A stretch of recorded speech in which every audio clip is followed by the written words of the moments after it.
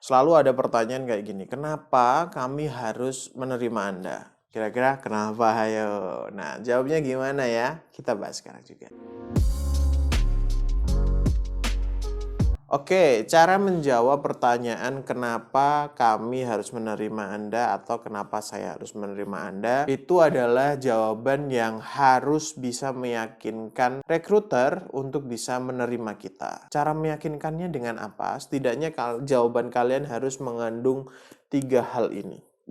Mengandung. Komposisinya harus ada ini. Yang pertama, kalian harus menyampaikan kompetensi kalian, keahlian dan juga skill kalian yang kalian miliki. Baik itu soft skill maupun hard skill kalian yang bertujuan untuk menunjang pekerjaan itu. Jadi yang pertama adalah kalian punya kompetensinya, keahlian dan juga skillnya. Yang kedua, jelaskan keunikan kalian ya. Ada banyak orang yang melamar di posisi yang seperti yang kalian lamar. Nah, apa bedanya kalian dengan yang lain harus disampaikan. Yang ketiga adalah kasih bukti atau portofolio untuk menunjukkan bahwa apa yang kalian bicarakan itu nggak sekedar OT, omong tok kalau bahasa Jawanya, atau omong doang gitu ya, nggak sekedar ngomong doang. Nah, cara jawabnya gimana? Ada beberapa template yang bisa kalian gunakan, tapi sarannya adalah jangan dihafalin, tapi dikembangin sendiri ya. Contohnya adalah kayak gini. Misal, kenapa kami harus menerima Anda? Yang pertama, untuk ngejawab bahwa kalian punya kompetensi, skill, dan juga keterampilan yang kalian miliki. Misal contoh, baik, kenapa perusahaan harus menerima saya? Yang pertama adalah saya memiliki kompetensi dan skill yang dibutuhkan di posisi ini, di posisi sebagai seorang digital marketing. Misal ya, di posisi sebagai seorang digital marketing, di sini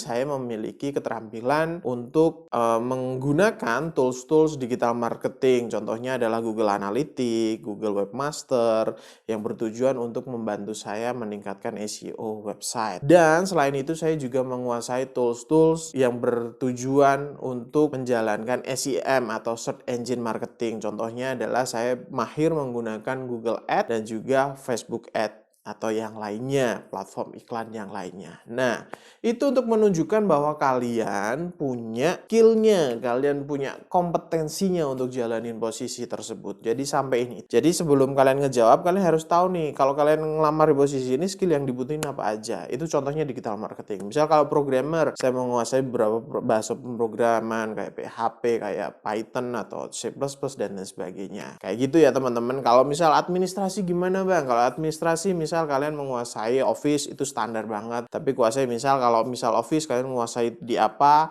Excel misal pivot table, kemudian lookup atau lookup kalian bisa menguasai. Nah, sampein juga. Dan kalian juga bisa kasih bukti-bukti yang lainnya juga. Oke? Nah, itu untuk nunjukin kalau kalian punya skill dan juga keterampilan. Yang kedua adalah kalau kalian nunjukin keunikan kalian. Contohnya apa? Contohnya gini. Yang membedakan kalian dengan lain. Misal kalian punya sertifikasi, kalian punya bukti bahwa kalian mahir di sana. Contohnya adalah, nah, sebagai seorang digital marketing, saya harus bisa menunjukkan bahwa saya punya kompetensi. Saya kompeten tidak hanya dalam segi pekerjaan, tapi juga ini dibuktikan dengan sertifikasi. Sehingga saya sudah mengikuti ujian sertifikasi BNSP dan saya dinyatakan lulus, sehingga hari ini saya sudah memiliki sertifikasi sebagai seorang digital marketing dari BNSP atau Badan Nasional Sertifikasi Profesi. Itu uniknya kalian, bahwa ada banyak orang yang lamar di posisi digital marketing, tapi yang membedakan adalah saya punya sertifikasinya. Kayak gitu. Itu bisa kalian gunakan juga. Nah, kalian bisa cari contoh yang lain. Misal kalau kalian ngelamar di administrasi, kalian punya keunikan lain apa, atau kalian punya pengalaman lain apa, sampein juga. Oke?